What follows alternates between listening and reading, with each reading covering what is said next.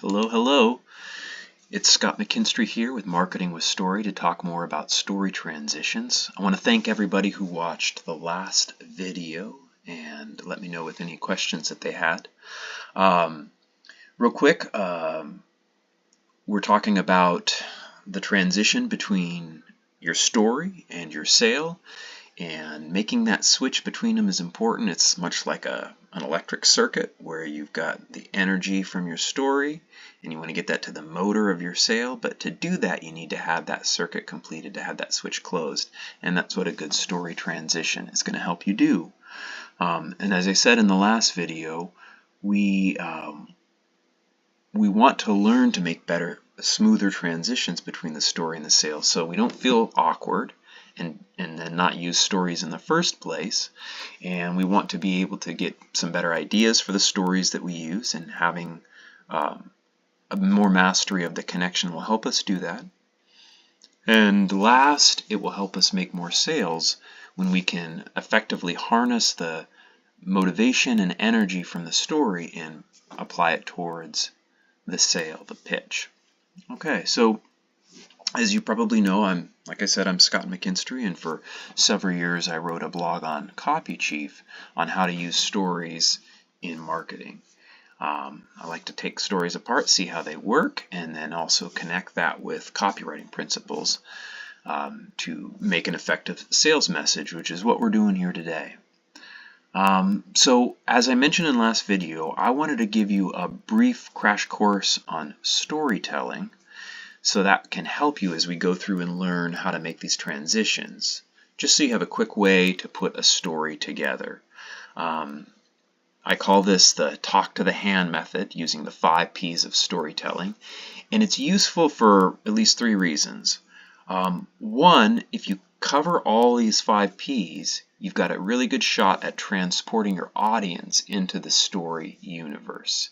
You need a certain number of details to make the audience feel transformed. So it's like if you were watching a movie and the picture went out and all you had was sound, you would transport them a little way, but it wouldn't be the same thing. So you want to have all the elements of the storytelling. It can also help if you're not sure what to say. Maybe you have a basic idea of the story, but you just have trouble getting started. You can just write down these 5 P's and then fill them in, like fill in the blanks. And last, you might have the opposite problem. You might have too much to say. This is often my problem. My kids often think that my goal in life is to over-explain things, beat them to death, and overcomplicate things. So I'm often guilty of that. But having these 5 P's can help rein you in. So what are they? I gave you a preview last video, but again, the 5 P's of storytelling are person, place, period, problem, and last, plot. So let's just go over those real briefly. Person is whoever's involved in the story. It might just be you, or it could be a couple of people that you interact with. The place, again, real simple. It could be your house, it could be at work, it could be at the beach. The period, the time period, it could be something specific like Christmas Day of last year, or it could be during the summer or last week. Just something where it gives people a frame of reference for when this is happening. 100 years ago, obviously that matters to your story if you're telling something from the past. And then probably the most important is the 4th P, problem. This is the dilemma that you're facing, the embarrassment, the life or death situation, the irritation, the frustration, whatever it is, the problem that you're facing. They're usually the reason that you're telling the story. And last is plot. Plot is one of those words from high school English, and all we mean by that is what happens next. You're this person, you're at a place, you're faced with a problem. What do you do? What do you feel? What do you say? What are you thinking inside your head? How does the other person react? So you just want to include that. So let's take a few examples, just run through. So if you remember last video, I gave a quick example of a car wash. So in that, remember, I was at a car wash and I got embarrassed because the thing wouldn't work, and so I left. Okay, so the first P is person, just me, and maybe some of the other people in the cars behind me at the car wash. The place is the car wash, an automatic car wash. The period, I don't know if I said, but it could be last week. And the problem is I couldn't get the machine to work, and I felt embarrassed. There was a long line behind me. So in the plot, it's very simple. What did I do next? Well, like I said, I felt embarrassed. I fumbled with it. I got frustrated, and I decided to just pull out and leave. And that's it. The 5 Ps. You know, it's no earth-shattering story, but at least you can start to build a picture in your mind of what took place. And obviously I can make the story better and flesh it out by adding some details, like if it was a hot sweltering day, if you know, my pits were stained because it was so hot, that could add to the feeling of frustration. I can maybe give a few details about the keys.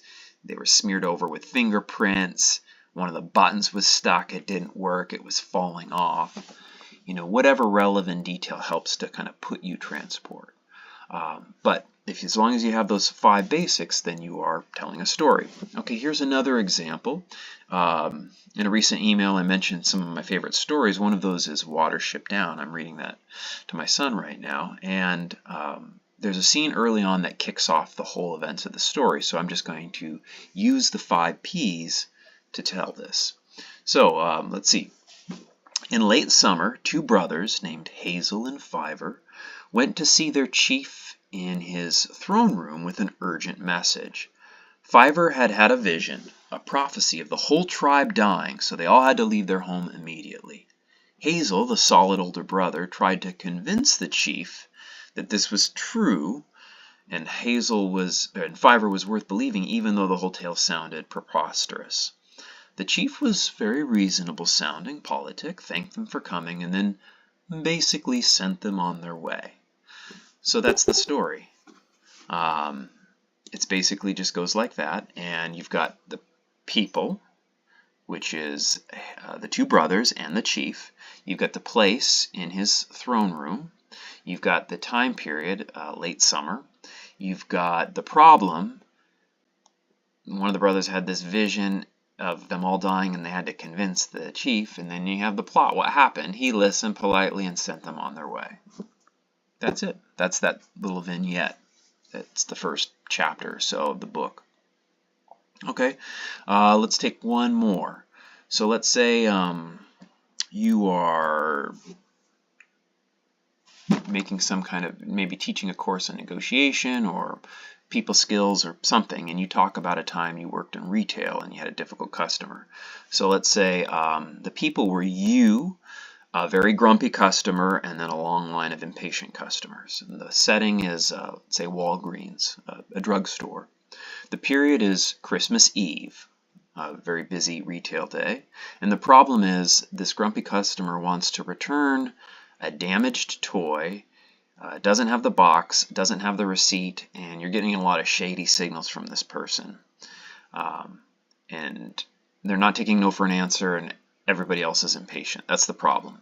So the plot might be you try to reason with them, explain your policy, it's clearly stated, they don't have it, they start to insult you, you're sweating, you're embarrassed, your coworker's on break, they're not coming back, you're looking for them. You know, you see the people in line, maybe even getting some eye rolls or come on, and it's a really stressful situation, so you decide to kind of cut your losses and say, I'm sorry, I can't help you, and if they persist, I'll have to call security or even the police, and you go on and you help the next people in line. So again, you just keep your focus tight on these 5 things. There's one more P, which is really useful when we are story selling, when we are telling a sales story. So remember, this is that talk to the hand method. You've got your person, place, period, problem, and plot. At the end of your story, you turn and point your hand, because the last P here is the point. What's the point of your story? This is going to help you transition help you make your story transition and lead to your pitch. So real quick, I could say, what's the point of my first car wash story? I don't really care that much how my car looks. What's the point of the Watership Down story? People in power don't want to listen to the truth if it means they're going to lose their power. What's the point of this customer story? There could be a lot of them, but maybe I'm going with sometimes you can't please everybody, or if you try to please everybody, you're going to disappoint a lot more people. And that would be the point, and then I've set myself up for a good transition. Like I could use the simple transition I talked about in the last video. Why am I telling you this story? And then you go on and do it. So one of the objections or questions you might have about this is, what if it feels too obvious making this kind of transition? I mean, I'm just telling this flimsy story just so that I can make the sale, and won't that look pretty stupid?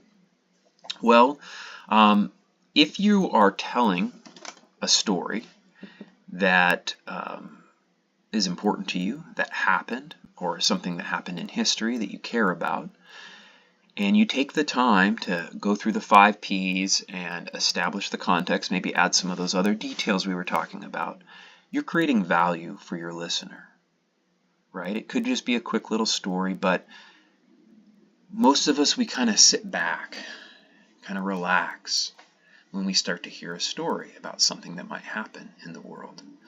And you're taking the time to give somebody else that experience, so you're creating that value. And how about when you transition to the sale? Well, you're still providing value, because most of us, we want to know what something means. And you are taking the time and the thought to step back from the story and say, look, this is the lesson that we can draw from that. You know, think back to maybe a English class that you took in high school, and you were asked to say, what does this story mean? That took some work, right? You had to think about it. You're doing that work for somebody. You're pointing out and you're tracing those things. And then, of course, if you've got something useful to offer them, you are providing value there too. So at all 3 points, telling the story, you're giving value, giving them an experience they can enjoy. Drawing out the meaning, you're doing that mental work of interpreting life's events. And last, connecting it to whatever your offer is something that can help change their lives. And how you decide to sell it, that's up to you. You know, you might have a cheeky wink wink, way of saying, yeah, I know that, I'm telling you the story connects to it, or it might be a little bit more serious, or you might make a suggestion. You might sell very forcefully. That depends on your style. But remember that you are providing value by going through these steps. So in the next video, we're going to talk about how mastering these story transitions is going to help you more effectively make more sales in your sales messages, whether that's in emails or video sales letters or even in person. So thank you for watching. Please leave a comment below if you have any questions or things that I haven't covered. I would love to hear from you. And stay tuned for the next video. All right, stay storied. Thanks.